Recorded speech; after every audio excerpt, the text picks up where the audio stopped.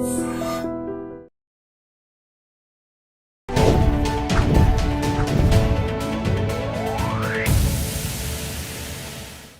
Hello నమస్తే, welcome back to our channel. నేను మీ వైషు. పెళ్ళి అవసరమా, మ్యాండేటరీనా? పెళ్ళి ఎందుకు చేసుకోలేదు? 23 సంవత్సరాలు వచ్చాయంటే అక్కడి నుంచి మొదలు పెడతారు. ఇంకా పెళ్ళి చేసుకోవట్లేదు, చూడట్లేదు సంబంధాలు, మ్యాండేటరీనా, అవసరమా, లేకపోతే సమాజం కోసం చేసేసుకోవాలా? ఈ విషయం గురించి మాట్లాడడానికి ఈరోజు నాతో పాటు డాక్టర్ హరీష్ తెనేటి గారు ఉన్నారు, motivational speaker and life coach. సార్తో మాట్లాడదాం. హలో సార్, నమస్తే. బాగున్నారు సార్? ఫైన్. పెళ్ళి మ్యాండేటరీనా అంటే 23, 22 రాగానే ఏంటి ఇంకా పెళ్లి సంబంధాలు చూడట్లేదా? 30 వస్తే ఇంకా నీకు పెళ్ళి కావట్లేదు, పెళ్ళి కానీ ప్రసాద్ అని పేరు వచ్చేస్తుంది అప్పటికి.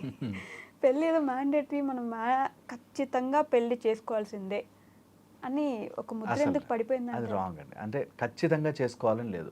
Okay, number 1 very very important. ఎవరికి నచ్చితేనే చేసుకోవాలి, లైఫ్ టైం ఉండాలి. కాబట్టి అది ఆ బంధం మంచిగా ఇష్టమైనప్పుడే, ఇష్టమైనప్పుడే, రెడీ ఉన్నప్పుడే చేసుకోవాలి. ఓకే, ఇందులో చాలా లేయర్లు ఉన్నాయి. ఈ ప్రాబ్లం ఎక్కడొస్తుందంటే, కళ్ళు మూసుకుని ఒక 6 మంది కళ్ళ గంతలు కట్టుకుని ఏనుగు ఎలా ఉంటుంది, అప్పటిదాకా వాళ్ళు ఏనుగు చూడలేదు, ఏనుగు ఎలా ఉంటుంది అని చెప్పి టచ్ చేసి చూస్తున్నారంట, కళ్ళ కట్టేసుకుని. ఒక అతను ఇట్లా కాలు మాత్రమే పట్టుకుని ఏనుగు స్తంభంలా ఉంటుందిరా అని, తోక పట్టుకుని ఏనుగు సన్నగా ఉంటుందిరా, చెవులు పట్టుకుని ఏనుగు చాటలా ఉంటుంది. అట్లాగా మనము మన పర్సెప్షన్ నుంచి చూస్తాం. కాబట్టి కొంతమంది చిన్నప్పుడే వాళ్ళ పేరెంట్స్ని బాగా స్ట్రగుల్ అవుతూ చూసి చల్ నాకు మ్యారేజ్ అవుద్దు అని అనుకుంటారు.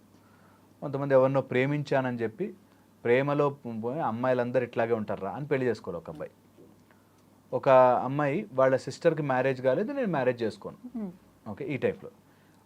ఇంకా వెళ్తే రిలేషన్షిప్ ఉండాలి కానీ మనసు కలవాలి కానీ మ్యారేజ్తో ఏముంది, మెడలో తాళి కడితే ఏముంది, ఈ టైప్లో లాజిక్. కొంతమంది ఏంటంటే నేను కొన్ని రోజులు డేటింగ్ చేసి కొన్ని రోజులు వాళ్ళతో ఇంట్లో గడిపేసేసి లివ్ ఇన్ రిలేషన్షిప్స్లో ఉండి తర్వాత చూసుకుందాం మ్యారేజ్ అనేటట్టు తయారు. సో ఎవరు వాళ్ళ విజన్ నుంచి చూసి, మొన్న ఈ మధ్య నన్ను ఒక డిబేట్కి కూడా పిలిచారు. సార్ మీరు యూత్ని మోటివేట్ చేసి చెప్పాలి సార్. నేను ఫస్ట్ థింగ్, యూత్కి అన్నీ తెలుసు, యూత్ని మోటివేట్ చేయాల్సిన పని లేదు. ఎందుకంటే దీస్ ఆర్ ఆల్, వీళ్ళందరినీ రుద్దేసి మైండ్లో నేను చెప్పిందే కరెక్ట్ అనే దాంట్లో జరుగుతున్న మోసాలు ఇవన్నీ. ఇప్పుడు యూత్ సఫర్ అవుతున్న వెరీ మేజర్ థింగ్ ఏంటంటే, నాకు తెలిసినదే కరెక్ట్, దానికి ఒక లాజిక్ ఉంటుంది, ఆ లాజిక్ వెనకాల ఒక స్ట్రాంగ్ రీజనింగ్, అండ్ ఆ రీజన్ వల్ల నేను ఇలా ఉన్నాను. మీరు మ్యారేజ్ చేసుకున్నారు, ఏమైంది, దానివల్ల ఏం సంపాదించారు, ఏం సాధించారు అనేటట్టుగా రాంగ్గా ప్రొజెక్ట్ చేస్తారు. సో ఎందుకు అసలు మ్యారేజ్ అంటే, ఫిజికల్ నీడ్స్కి, ఎమోషనల్ నీడ్స్కి ఒక there should be some discipline in whatever we are doing as a human. మనం ఏది చేసినా ఒక డిసిప్లిన్లో, ఒక మెథడ్లో చేసుకోవాలి అన్నది ఫస్ట్ నుంచి వస్తుంది. బట్టలు వేసుకోవాలి, ఓకే, ఆఫీస్కి వెళ్తే ఇలా రెడీ అవ్వాలి, ఏదైనా ఫంక్షన్కి వెళ్తే ఇలా వెళ్ళాలి అనేది ఎవరు చెప్పారు? నేను ఎలాగైనా వెళ్తా ఫంక్షన్కి, నా బాడీ నా ఇష్టం అని వెళ్ళచ్చు.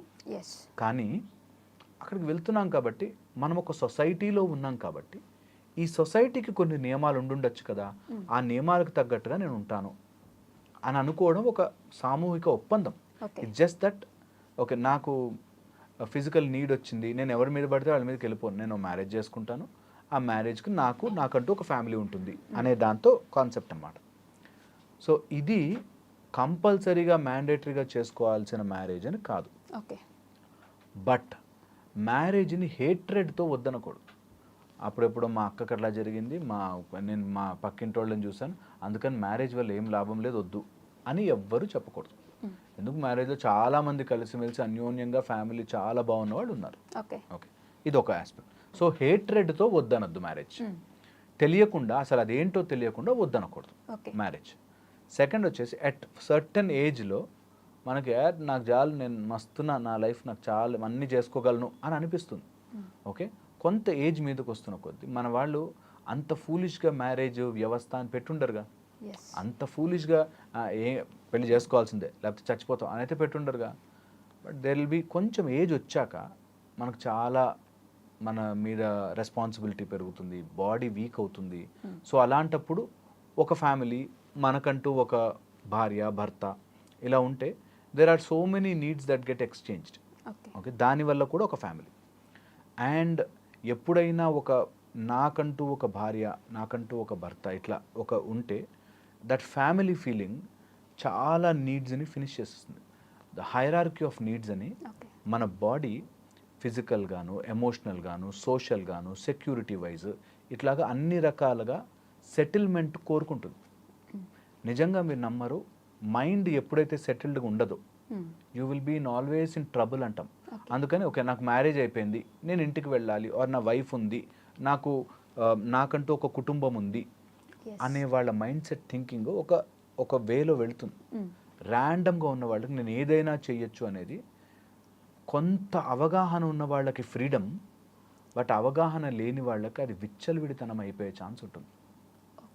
ఓకే, అందుకోసమే యాజ్ ఎ హ్యూమన్ ఆ విచక్షణ ఉండాలి. దట్ నేను I should not behave randomly. నేను ఏది పడితే అది చెయ్యకూడదు. నాకు కోపం వచ్చింది ఇవన్నీ బదులు కొట్టను నేను. నాకు ఒక మెథడ్ ఉంటుంది. నాకు ఆవేశం వచ్చింది, నాకు వచ్చింది, ఫాస్ట్గా కార్ నడిపేసి సిగ్నల్ జంప్ చెయ్యను నేను. I have that limit. Even though నాకు అర్జెన్స్ ఉన్నా నేను ఆగుతాను. అట్లాంటి కొన్ని పద్ధతులు పెట్టుకున్నాం అంతే తప్పితే అది కంపల్సరీ కాదు. రెడ్ సిగ్నల్ దగ్గర జంప్ చేసిన అంతమంది వెళ్ళి గుద్దేరు, బట్ రెడ్ సిగ్నల్ జంప్ చేయకూడదు. Is as simple as that. అలాగా ఒక మ్యారేజ్ అనేది నీకు ఏదైనా నీడ్ ఉంటుంది కాబట్టి దానికి ఇలా ఇలా ఇలా ఒక ప్రాసెస్లో చేసుకో. ఈ ప్రాసెస్ వల్ల నీకు జన్మ జన్మలుగా ఒక భార్య అనేది, నీ లైఫ్లోకి వచ్చే ఒక భార్య అనేది జన్మ జన్మలుగా లింక్ ఉంటుంది. అందుకే మనకి రుణానుబంధ రూపేణ పశుపత్ని అంటాం. ఓకే, మన లైఫ్లోకి వచ్చే యానిమల్స్ ఏవైనా సరే, or wife and husband relationship కానీ రుణము రూపంలో వస్తుంది. ఆ రుణము తీర్చుకోవడానికి సంసారంలోకి ఎంటర్ అవుతాం. చిన్నప్పుడే సన్యాసం తీసేసుకుని వెళ్ళిపోవడం వేరే, కానీ నీకు జనరల్గా బ్రహ్మచర్యము, గృహస్థ, వానప్రస్థ, తర్వాత సన్యాసం అనేది ఒక సీక్వెన్షియల్ ఆర్డర్లో పెట్టి అందులోకి వెళ్ళి అక్కడ బాధ్యతలు ఫినిష్ చేసుకుని దెన్ యూ గో టు సన్యాస. అట్లాగా. సో నిజంగా మెంటల్ మెచ్యూరిటీ వచ్చి నాకు ఇంకా వేరే వ్యక్తితో అవసరము లేదు, ఐఎమ్ ఫుల్లీ కంటెంటెడ్ ఇన్సైడ్ అనే ఆలోచన విధానం వేరు.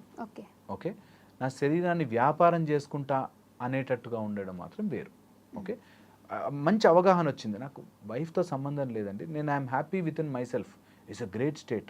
నిజంగా చాలామంది సన్యాసులు అట్లాంటి వాళ్ళు, నాకు ఇంకొక శరీరముతో నా ఆనందాన్ని పొందాల్సిన పని లేదు నాకు. నేను ఐఎమ్ ఆల్వేస్ సచ్చిదానందంగా, నేను నాలో నేను హ్యాపీగా ఉండగలుగుతాను, నాకు ఏ నీడ్ లేదు అనుకునేవాళ్ళు వెరీ గుడ్, కంపల్సరీ. కానీ దాన్ని నేను బాధ్యత తీసుకోలేను ఇప్పుడు, నాకు ఇంక మ్యారేజ్ నా అబ్బో అవన్నీ బాధ్యతలు నాకు వద్దు అనేటట్టుగా నేను ఇష్టం వచ్చినట్టుగా ఎక్కడికంటే అక్కడికి పోవచ్చు కదా. మొన్న ఈ మధ్య ఎట్లా ఇలా మాట్లాడుతుంటే, వంట కావాలంటే భార్య ఎందుకు, హోటల్లో తెచ్చుకోవచ్చు, ఇంకేమైనా కావాలంటే భార్య ఎందుకు, అక్కడికైనా వెళ్ళచ్చు, లేకపోతే నాకు నేను సంపాదించుకున్నంత నేనే తినచ్చు, ఇంకెవరికి పెట్టనవసరం లేదు, ఈ టైప్లో నేను సంపాదించిన భార్యకి ఎందుకు పెట్టాలి, ఈ టైప్లో సమ్ డిస్కషన్స్ అవుతాయి. ఏదో మాట్లాడాలి అంటే మాట్లాడాలి అన్నట్టు. అలాగా హేట్రెడ్ ద్వారా వద్దనుకోకండి. మ్యారేజ్ చేసుకుని ఒక మంచి ఫ్యామిలీ, ఆ ఫ్యామిలీ లైఫ్ని ఎంజాయ్ చేయండి, దెన్ స్లోగా ఇద్దరు కలిసి క్రతువులు చేయండి. అట్లా మనకు ఒక ప్రాసెస్ పెట్టారు. It is not just simply నువ్వు ర్యాండమ్గా ఉండిపోని. సో అందుకని దీన్ని ఒక వ్యవస్థలాగా చేసి, మ్యారేజ్ వ్యవస్థ, దీనిలో తప్పులు చేసేవాళ్ళు, దాన్ని వాడుకుని మేల్ డామినేట్ చేసేవాళ్ళు మస్తు మంది ఉన్నారు, లేరని చెప్పట్లేదు. కానీ మ్యారేజ్ అనేది ఒక పక్కడ్బందీ వ్యవస్థ టు కంట్రోల్ యువర్ మైండ్. చాలా చాలా మైండ్ని కంట్రోల్ చేయడానికి నేను ఏది పడితే చేయను, అసలు నాకు కుటుంబం ఉంది, నాకు పిల్లలు ఉన్నారు, పెళ్ళాం ఉంది, భర్త ఉన్నాడు, I have a system to live on అనేది ఒక మనిషిగా చాలా చాలా అవసరం. మైండ్ ఇన్సేన్ ఉంచుతుంది, లేకపోతే ఇన్సేన్ అయిపోతాం. ఓకే, అది అందరికీ కాదు నేను అంటుంది.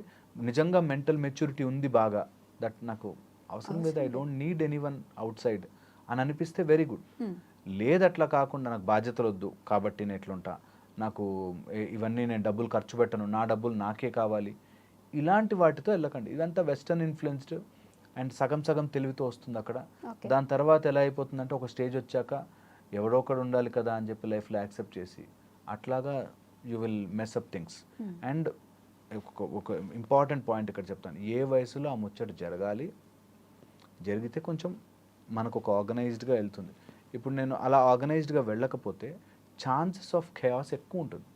సపోజ్ ఫర్ ఎగ్జాంపుల్ 45 yearsకి రియలైజ్ అయ్యారు వాళ్ళు మ్యారేజ్ చేసుకోవాలి అని, అప్పటిదాకా నాకు అవసరం లేదు అనుకున్నారు, బట్ 45 years కానీ 45 yearsకి మ్యారేజ్ చేసుకోవాలంటే 42, 43 వయస్సు వచ్చిన వాళ్ళంతటి వరకు అలాంటి వాళ్ళు దొరుకుతారు. 20 ఇయర్స్ అబ్బాయి అమ్మాయి అయితే దొరకరు. సో 43 వరకు వాళ్ళు కూడా వెయిట్ చేశారంటే వాళ్ళకి అంత మెంటల్ మెచ్యూరిటీ ఉండాలి. లేదంటే వాళ్ళు ఆల్రెడీ ఎక్కడో ఫెయిల్ అయిపోయో, లేకపోతే వాళ్ళని రిజెక్ట్ చేసో, లేకపోతే వాళ్ళు ఏదో నార్సిస్టిక్ ఉండో అలాంటి వాళ్ళు దొరకాలి.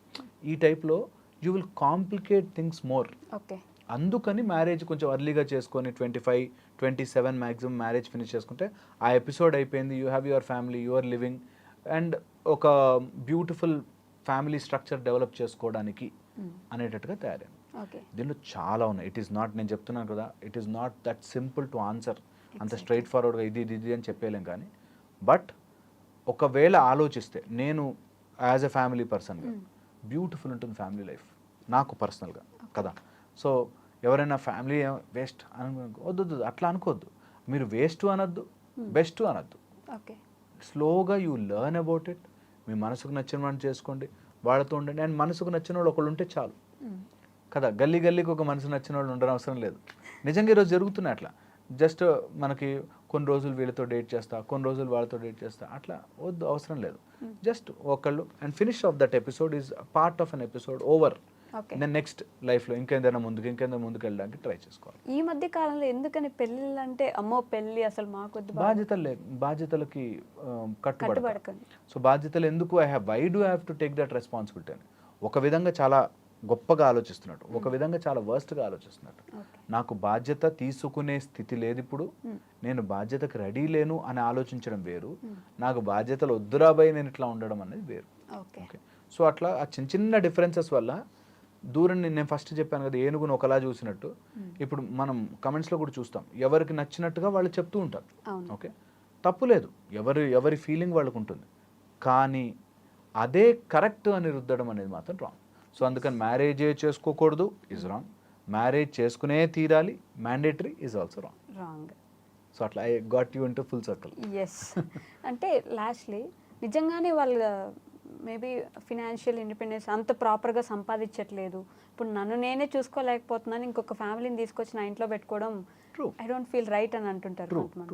సో నాదే సంపాదించలేను అందుకని తీసుకురావట్లేదు, రేపు పొద్దున్న డబ్బులు వచ్చాక అప్పుడు తెచ్చుకుంటామా? 60 ఇయర్స్కి నీకు బాగా కోట్లు వచ్చాక. So that's the problem. అందుకని ఏ వయసుకు ఆ ముచ్చట జరిగిపోవాలని ఎందుకంటారంటే, నువ్వు డబ్బు లేదు కాబట్టి నేను ఫ్యామిలీని తెచ్చుకోలేను ఈజ్ వన్ ఆస్పెక్ట్. నీకు డబ్బు 60-70 ఏళ్ళకి వచ్చిందంటే అప్పుడు తెచ్చుకోలేవు. సో అందుకని నీకు ఏ ఏజ్లో ఉన్నప్పుడు నువ్వు మంచిగా చదువుకునే స్టేజ్లో చదువుకున్నావు అనుకో, నేను చదువు ఎప్పుడైనా చదువుకోవచ్చండి అని 70 ఏళ్ళకి చదువుతానంటే కాదు కదా. సో అట్లాగా మనకి ఇన్ని రోజులు సర్వైవ్ అవుతున్న ఏ సిస్టమ్ అయినా సరే టైం టెస్టెడ్ సిస్టమ్స్ ఏవైనా సరే చాలా ప్లస్లు మైనస్లు చూసి ఈ సిస్టమ్కి వచ్చి ఉంటాయి. చాలామంది ఏంటంటే అది లేదు, ఇప్పుడు మనకి నేర్పిస్తున్న ఇప్పుడు ఇంకొక దాని కాంటెంపరీ ప్రాబ్లం ఏంటంటే మన విద్యా విధానం బాగాలేదు. ఇది చాలా ఈజీ చెప్పడం, ఆల్టర్నేట్ విద్యా విధానం చూపించండి, చాలా కష్టమైపోతుంది. అన్ని ఇంప్లిమెంట్ చేయాలంటే కష్టమవుతుంది, అంత ప్రిపరేషన్ లేదు మనకి. అట్లాగా మ్యారేజ్ వద్దు అనేయడం చాలా ఈజీ. దాని యొక్క సొసైటీలో ఉండే రిపర్కషన్స్ అన్నీ చూసుకుని అప్పుడు ఆ బ్లాంకెట్ స్టేట్మెంట్ వేరే ఏదైనా ఉందా, ఆల్టర్నేటివ్ ఉందా? ఓకే, ఎవ్వరూ మ్యారేజ్ చేసుకోదు ఈరోజు నుంచి అనుకున్నాం. What is alternative? ఆ ఆల్టర్నేటివ్ ఘోరంగా ఉండకుండా సొసైటీని ఇంక్లూజివ్గా ఉండాలి, కానీ ఇష్టం వచ్చిన మనం కూడా స్ట్రే డాగ్స్ లాగా అయిపోకూడదు అన్నది పాయింట్. ఓకే, అది ఎంత మంచిగా చెప్పాలన్నా కూడా they go into random things. So point is no blanket statements ఉండద్దు, ఉండకూడదు, మ్యాండేటరీ కాదు అని లేదు. But there is a beautiful system behind it. అది తెలుసుకోవాలి అందరూ, అప్పుడు బాగుంటుంది. సో అబ్బాయిలు ఏడవకూడదండి, అంటే అమ్మాయిలు మాత్రమే ఏడవాలి? Why not? మనం సొసైటల్గా అబ్బాయిలని అట్లాగా చేసాం, లాట్ ఆఫ్ ప్రెషర్. నిజంగా చెప్తున్నాను, మా దగ్గరకు వచ్చేవాళ్ళు ఎంతమంది males suffer just to carry with the life, అట్లా తట్టుకుని నిలబడతారు. అసలు కొంతమందిని చూస్తే నిజంగా సెల్యూట్ కొట్టాలనిపిస్తుంది. వాళ్ళకు ఉండే ప్రెషర్స్కి దే స్టిల్ స్మైల్ చేస్తూ వాళ్ళ జీవితాన్ని అట్లా మోసుకుంటూ వెళ్తారు. అటు వైఫ్ సైడ్ నుంచి టార్చర్ ఉంటుంది, ఇన్లాస్ సైడ్ నుంచి టార్చర్ ఉంటుంది. మీరు నమ్మరు, అబ్బాయిలకి ఇన్లాస్ సైడ్ నుంచి టార్చర్ ఉంటుందండి. ఇప్పుడు నార్మల్గా అమ్మాయిలకి అత్త నుంచో ఒక మామ నుంచో ఏదో టార్చర్ ఉందో ఇన్లాస్ సైడ్ నుంచి, అబ్బాయిలకి ఈ రోజుల్లో ఇన్లాస్ సైడ్ నుంచి టార్చర్. ఓకే, అండ్ అట్లా ఎన్ని తీసుకున్నా సరే, ఆఫీసుల్లో ప్రెషర్ కానీ, లేకపోతే ఇంట్లో పిల్లల బాధ్యతలు కానీ, వైఫ్ అండ్ హస్బెండ్ విషయాలు కానీ, తర్వాత అక్కడ అపార్ట్మెంట్స్లో ఉండే ఎన్ని రకాలుగానో ప్రెషర్ వస్తుంది. అండ్ సమ్టైమ్స్ దే అట్లా బ్రేక్ అయిపోతారు. కానీ ఒక అబ్బాయి ఏడుస్తాడా అనే ఒక జస్ట్ సొసైటల్ ఒక నామ్ కోసం ఏడుపు కంట్రోల్ చేసుకుని ఉంటారన్నమాట. నిజంగా క్లినికల్గా చూస్తే crying is a great emotional relief. ఏడిస్తే చాలా ఎమోషన్స్ బర్స్ట్ అయిపోతాయి.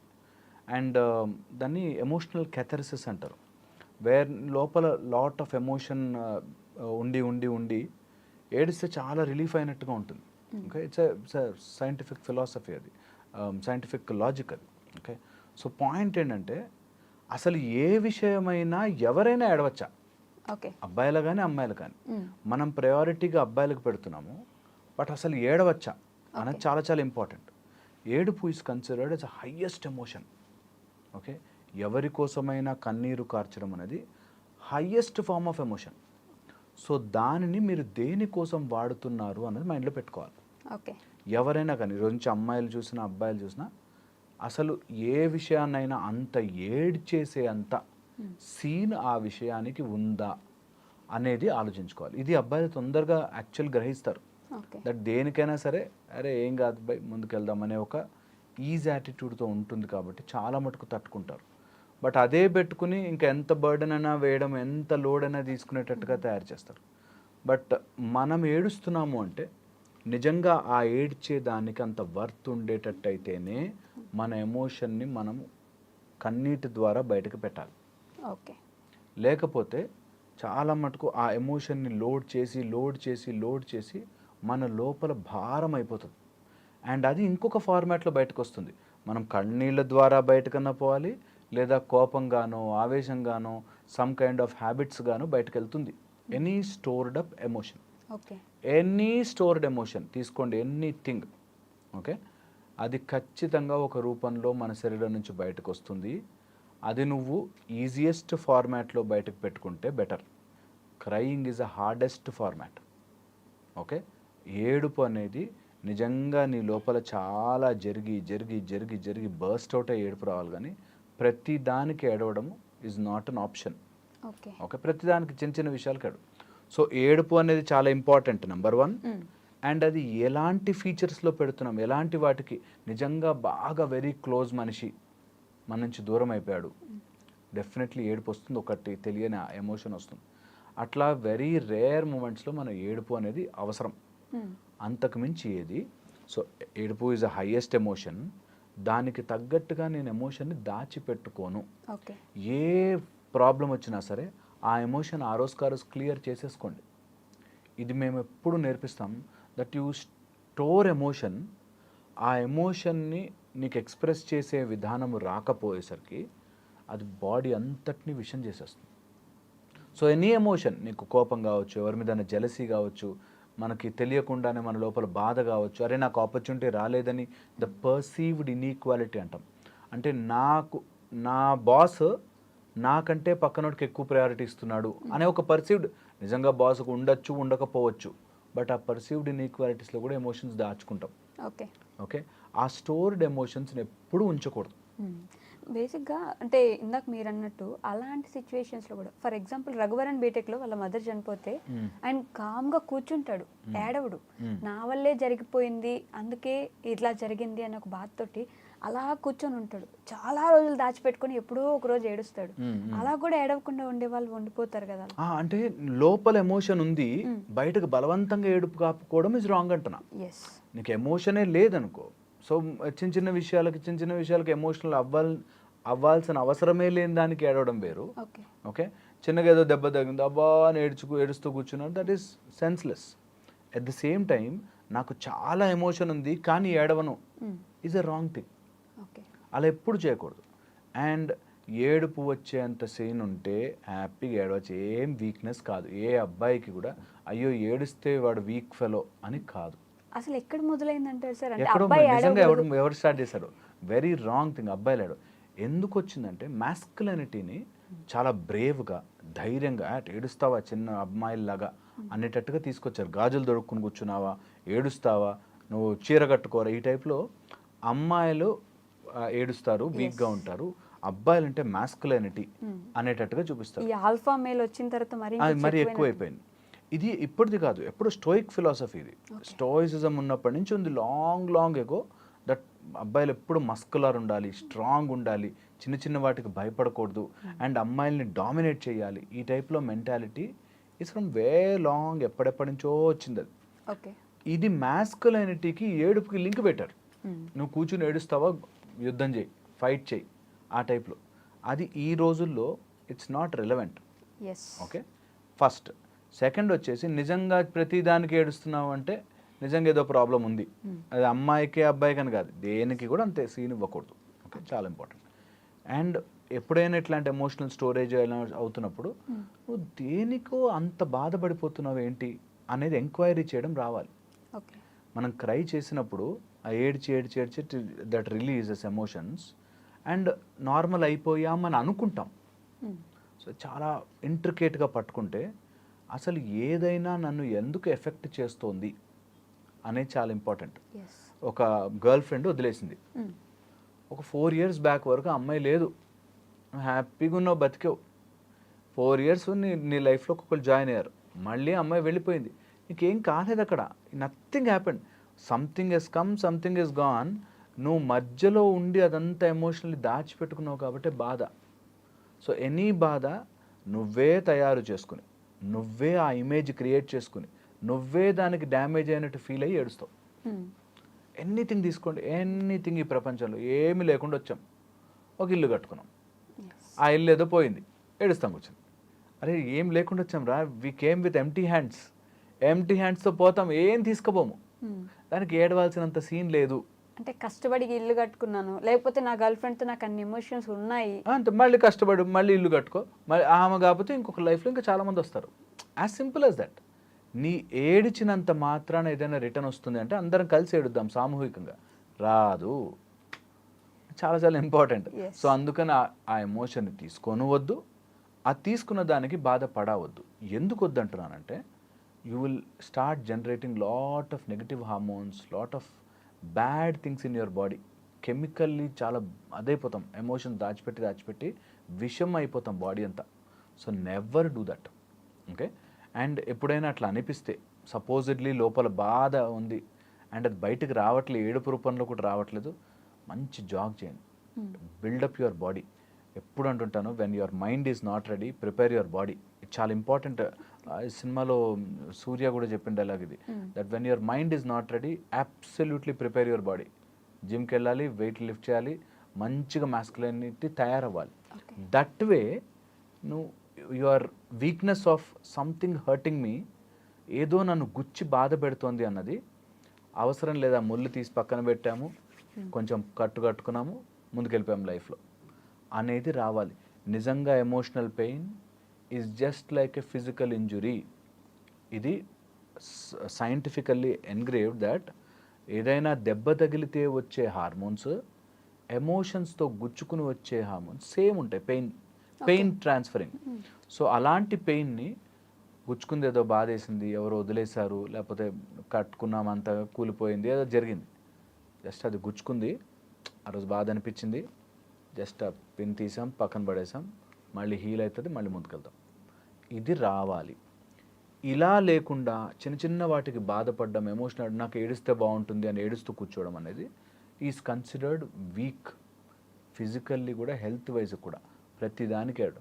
నిజంగా నీ ఏడుపు వచ్చిందంటే it should be strong reason, and ఆ స్ట్రాంగ్ రీజన్ చాలా చాలా గట్టిగా ఉండాలి నిజంగా నీ లైఫ్లో.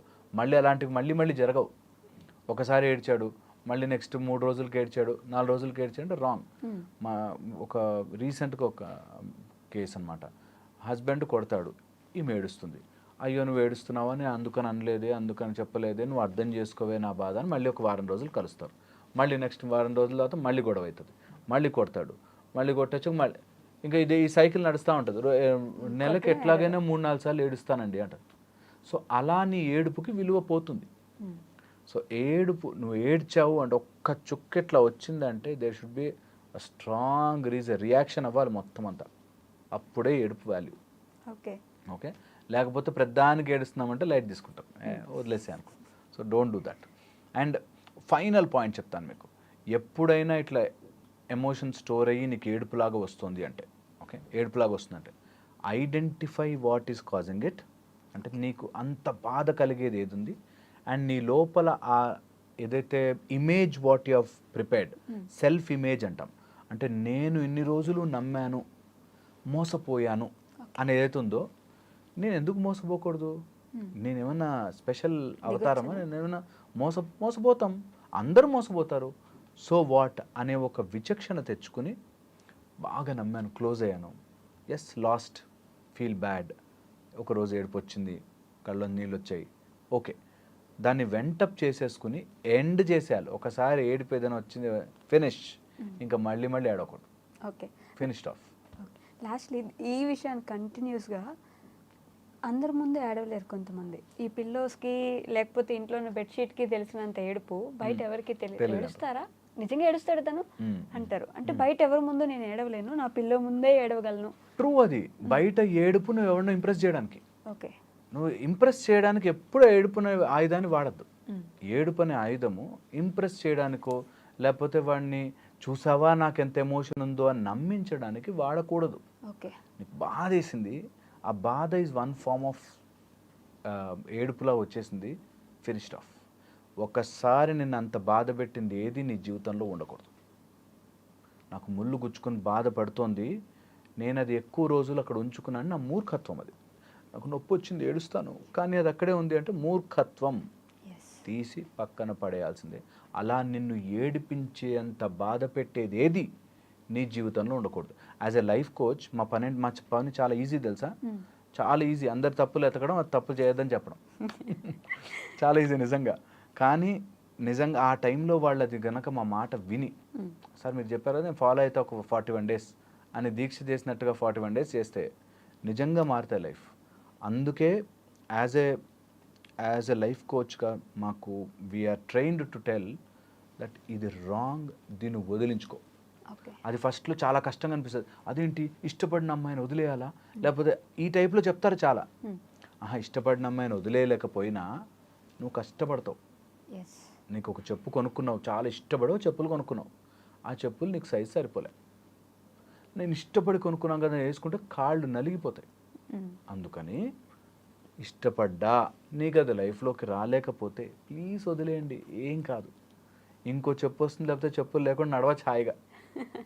చాలా చాలా ఇంపార్టెంట్ ఇది. దీన్ని క్యారీ చేసి నేను ఈ మాట కంటిన్యూషన్ చెప్తాను. ఒక అమ్మాయి రిజెక్ట్ చేసిందని వాడు ఈ సినిమాలు చూసి అంతా ఇన్ఫ్లుయెన్స్ అయ్యే బ్యాచ్ ఒకటి ఉంటే వాళ్ళ ఇష్టం అండి, వాళ్ళు ఎలాగైనా పోనండి, నేను ఒకటే అమ్మాయిని ప్రేమించాను, ఆమెతోనే ఉంటాను అని చెప్పి పెళ్లి చేసుకోకుండా కూర్చున్నాడు ఇంట్లో.